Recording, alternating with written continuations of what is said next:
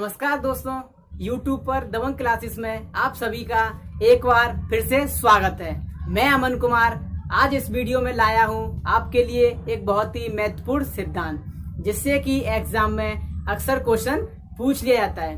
फिर चाहे वह आपका यूपी टेट हो, सी टेट हो, सुपर टेट हो या फिर कोई भी अदर स्टेट का टेट हो, इन सब एग्जाम में इस सिद्धांत से अक्सर क्वेश्चन पूछ लिया जाता है। तो इस सिद्धांत को हम बड़े ही अच्छे से जानेंगे।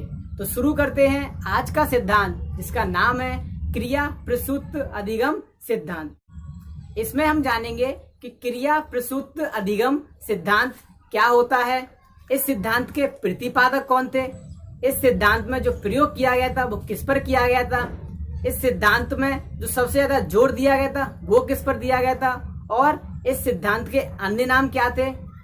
इस सिद्धांत से हम बच्चों का विकास कैसे कर सकते हैं, उनके ज्ञान में वृद्धि कैसे कर सकते हैं, या फिर उनके व्यवहार में कैसे हम परिवर्तन कर सकते हैं, इन सब बातों को हम जानेंगे। तो शुरू करते हैं आज का सिद्धांत, जिसका नाम है क्रिया प्रसूत अधिगम सिद्धांत। इस सिद्धांत के प्रतिपादक थे B.F. स्किनर। जो क्रिया प्रसूत अधिगम सिद्धांत है उस सिद्धांत के प्रतिपादक थे B.F. स्किनर। और B.F. स्किनर अमेरिका के निवासी थे। जो B.F. स्किनर थे वो अमेरिका के निवासी थे, और इन्होंने जो अपना प्रयोग किया था वो चूहे पर किया था, जो कि 1938 में किया था। जो B.F. स्किनर हैं, इन्होंने अपना प्रयोग चूहे पर 1938 में किया था।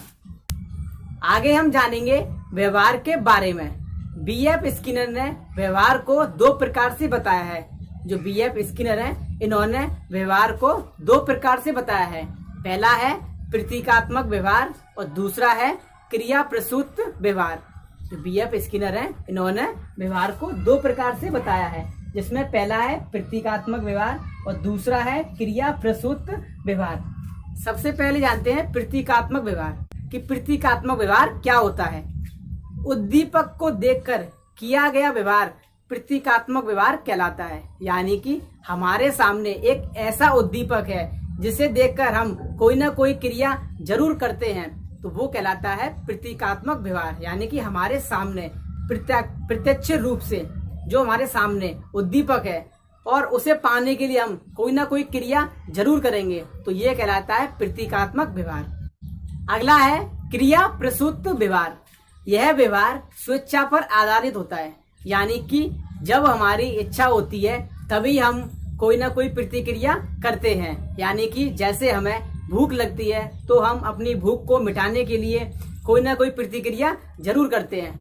यानी कि जब हमें जरूरत होती है तभी हम अपनी इच्छा से कोई ना कोई प्रतिक्रिया करते हैं, तो ये कहलाती है क्रिया प्रसूत व्यवहार।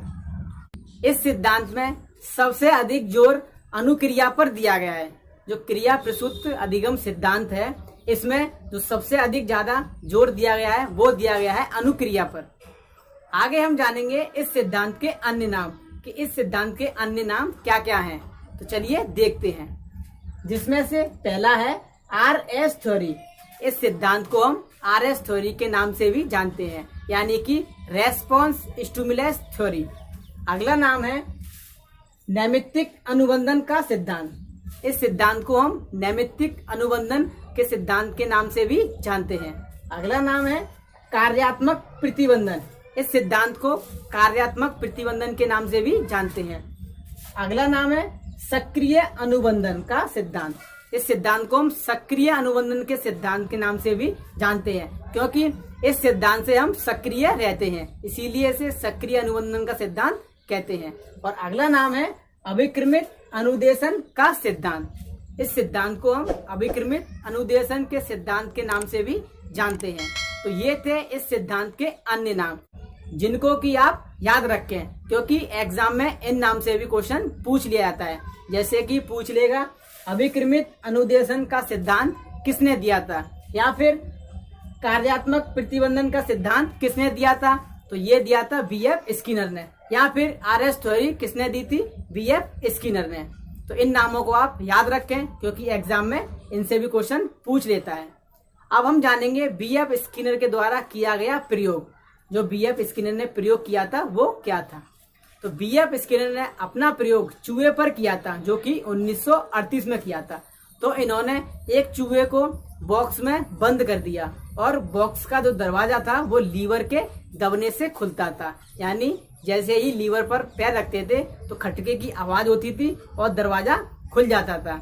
और इन्होंने बॉक्स के अंदर एक प्याला इस प्रकार रखा कि जैसे ही लीवर पर पैर रखते हैं तो उस प्याले में चूहे को भोजन मिल जाता था। यानी लीवर का दरवाजा खुलता और उस प्याले में चूहे को भोजन मिल जाता था। तो इन्होंने चूहे को एक बॉक्स में बंद कर दिया।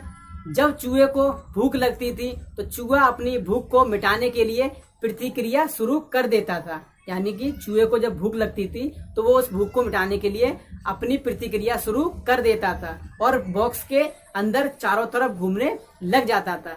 तो जब वो बॉक्स के चारों तरफ अंदर घूमता है तो उसका अचानक लीवर पर पैर पड़ता और बॉक्स का दरवाजा खुल जाता और उसे प्याले में भोजन मिल जाता था और वह अपनी भूख को मिटा लेता था। तो ये प्रयोग स्किनर ने चूहे पर कई बार किया। चूहे को फिर भूख लगती, फिर वह अपनी प्रतिक्रिया शुरू कर देता और बॉक्स के अंदर चारों तरफ घूमने लग जाता और लीवर पर उसका पैर पड़ता और प्याले में उसे भोजन मिलता और वह अपनी भूख को शांत कर लेता था। तो इस क्रिया को बार बार दोहराने के बाद चूहा यह जान गया था कि लीवर के दबने से बॉक्स का दरवाजा खुलेगा और प्याले में मुझे भोजन मिल जाएगा। तो अगली बार चूहा लीवर पर पैर रखता और भोजन को प्राप्त कर लेता था।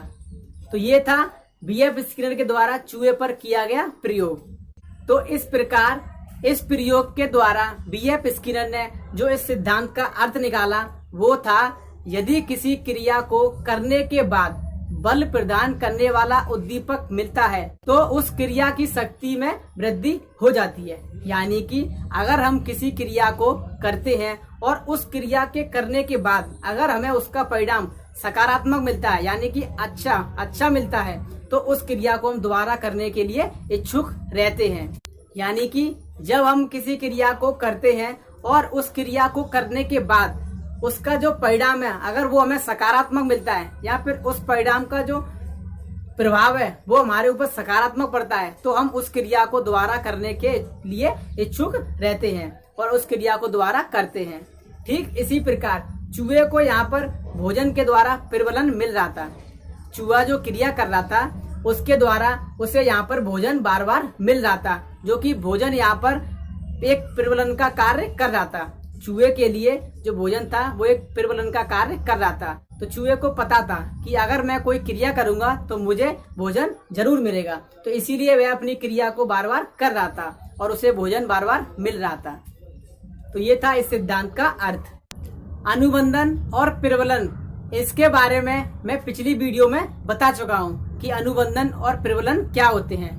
अगर आपने वो वीडियो नहीं देखी है तो नीचे डिस्क्रिप्शन बॉक्स में लिंक दे रखा है, आप वहां जाकर के उस वीडियो को देख सकते हैं। तो इस सिद्धांत से हम बच्चों को अनुक्रिया के द्वारा सिखा सकते हैं। यानी कि बच्चों को एक ऐसी अनुक्रिया करानी चाहिए जिससे कि उसका प्रभाव बच्चों पर अच्छा पड़े। जब बच्चे कोई क्रिया करते हैं तो उसके तुरंत बाद उन्हें पुनर्बलन देना चाहिए। यानी कि जैसे छोटे बच्चे ने कोई क्वेश्चन को सॉल्व किया तो उसे तुरंत पुनर्बलन देना चाहिए, यानी कि उसे शाबाशी देनी चाहिए कि वेरी गुड, तुमने ये क्वेश्चन अच्छा किया है। इससे वह बच्चा मोटिवेट होता है और आगे क्वेश्चन करने के लिए इच्छुक रहता है। तो ये था आज का क्रिया प्रसूत अधिगम सिद्धांत, जिसको कि हमने बड़े ही अच्छे से समझा। उम्मीद है आपको समझ में आया होगा। अगर आपको समझ में नहीं आया है या फिर आपकी कोई क्वेरी है तो आप कमेंट करके हमसे पूछ सकते हैं। धन्यवाद।